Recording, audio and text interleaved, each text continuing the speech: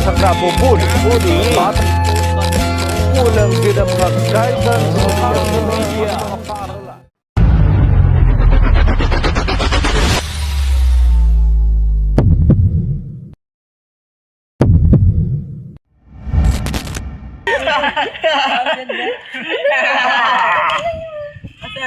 Ha, picture yan. Anong mukha yan? Diyosa yan. Diyosa ng mga ibag.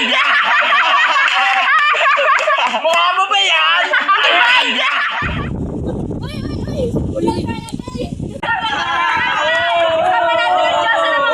Lumapit dyan, baka maawa ng trawat yan. Ano ba sabon mo?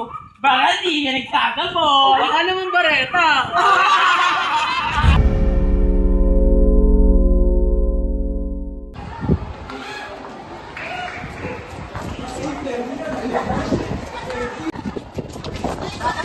Ano yan?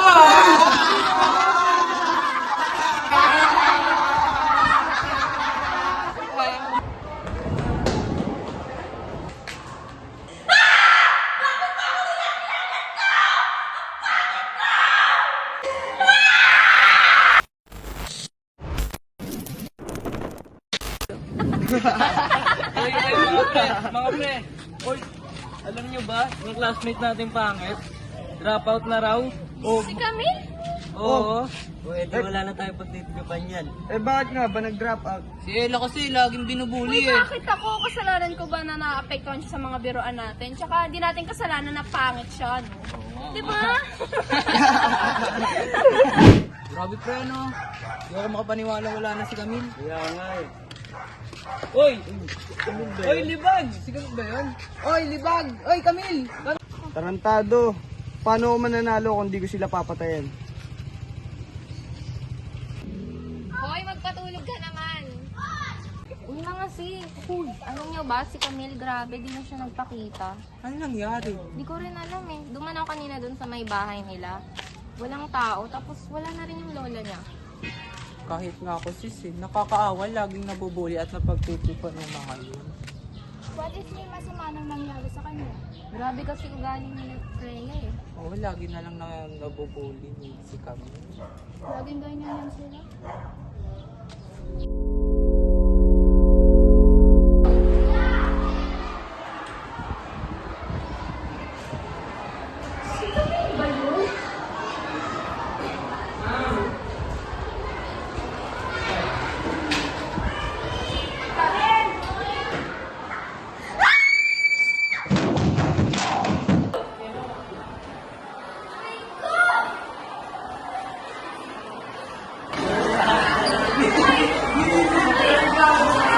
Sabi ba kanina, pumunta ako ng Slenda.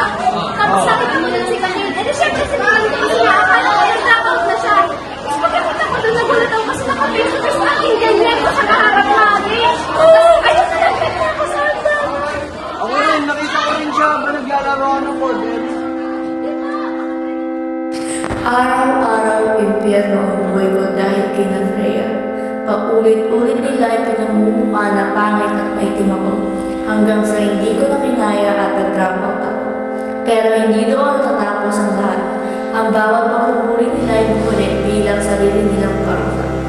Nabagawag ang isip nila sa matinding konsensya.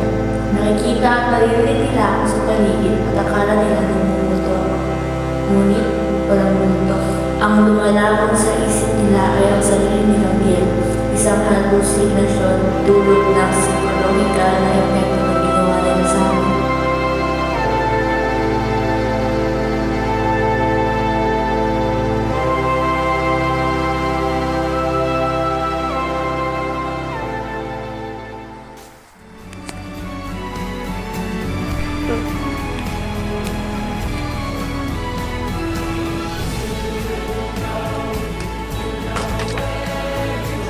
Maraming beses akong nagkamali.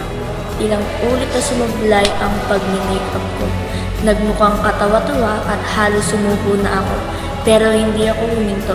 Pinag-aralan ko ito maigi, hindi para sa iba, kundi para sa sarili ko. Sa bawat failure na nalagpasan ko, doon ko natutunang mahalin ang sarili ko at patunayan na may halaga ako. Wala na akong pake sa sasabihin ni na Freya.